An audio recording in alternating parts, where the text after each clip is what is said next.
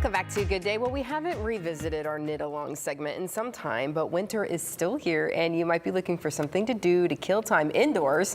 How about knitting or crocheting? Well, what is the difference? Vod of Vod's here. Sewing and Craft Emporium is here with the explanation and an invitation to learn. Good to see you. Hi, thank you. It's been a little while. I know.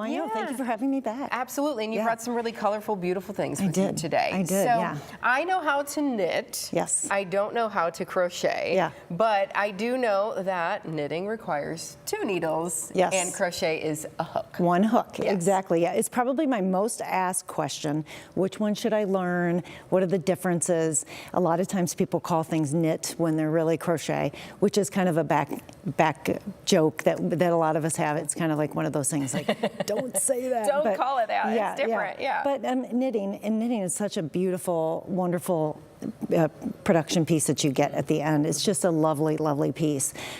So it's just really worth the effort. It takes a little extra time, I feel like. Yes, doesn't it really does. Yes. I think the learning curve on knitting is a little bit steeper. Crochet, you can kind of get there a little faster. Crochet is having a moment right now out there. It really is.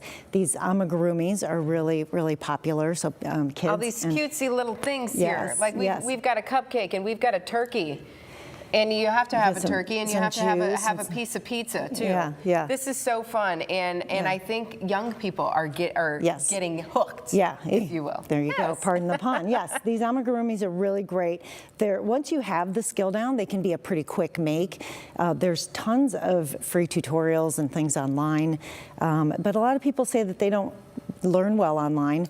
So we have workshops. Yes, and I found that to be the case for myself. I thought I'm going to teach myself how to knit by using YouTube. Yeah. And it turns out that didn't really work out well for me. Yeah. And thank goodness my former colleague Diane, everybody remembers Diane. Yeah. She was able to teach me and show me. So I do think it really helps to have someone next to you talking you through it. Yep. Oh no, take it out, rip it out. You made a mistake, that sort of thing. But when the end result really is so beautiful, and like you said, sometimes you want to do something quick and get that satisfaction quicker than maybe crochet is for you. But crochet has only 1 live stitch at a time, so it's super easy. If you've got something where you've made a mistake, you can just boop, boop, boop, boop, boop, boop, boop. Oh, there it goes. Where with knitting, you will see, you know, a couple hundred stitches at a time that are live on there, and if you take that needle out, I'm not going to. Don't. Because you know what happens, you panic as soon as that happens, but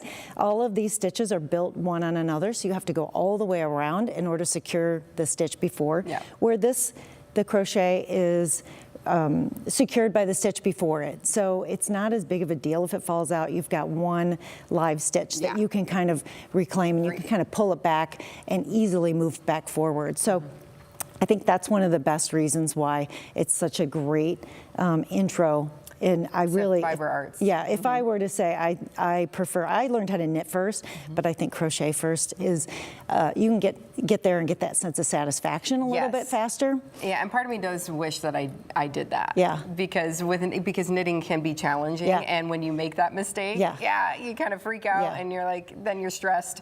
But I do love the way that something knit looks. Yeah, it drapes. It's got a little bit more. Yeah, it's more heirloom type of that you're going to pass down and keep in your family. Those beautiful blankets. Where crochet is got a little bit more structure to it.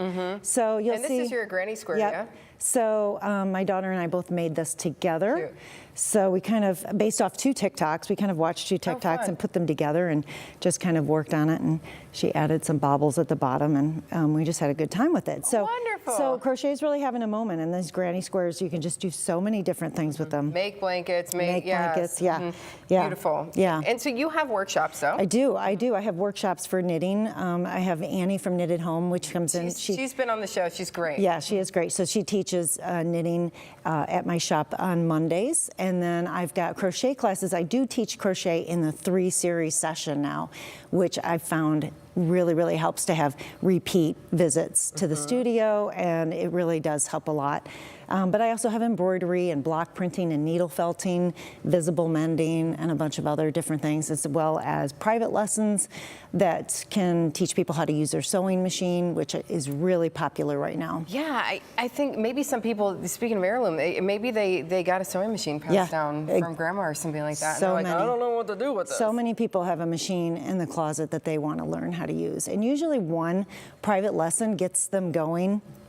And sometimes people come in for a second one, but I really just pick up from where you know, and just move from there. So, so it's been a lot of fun to see the excitement, and then people text me and show me all the stuff that they make when they get home. Yeah. Yeah, and this is something you can carry with you. You can work on these projects pretty much anywhere you go. I love when I see somebody pull something out of their bag and they're working on something, and you just can't distract them if they're counting. You just never be careful. But you get joy out of doing it and creating and making things, but it's also a very marketable skill. Yeah. You can, not everybody knows how to hem a dress or sew a button.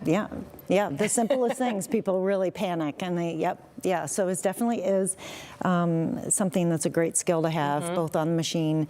But the one difference with that is the machine sewing is not a portable hobby, like knitting or crochet. Which is really what was nice about knitting, is that you can carry it around with you and have it with you at all times. And any knitter or crocheter will tell you they will have something with them at all times. And when they miss that opportunity while they're waiting for something, they're like, what do I do with my hands? Oh, they really want to have it. Exactly. Absolutely. So if you're saying, I want to learn how to do this, do they get on the website? They get on my website. The name of my business is Vod's Here.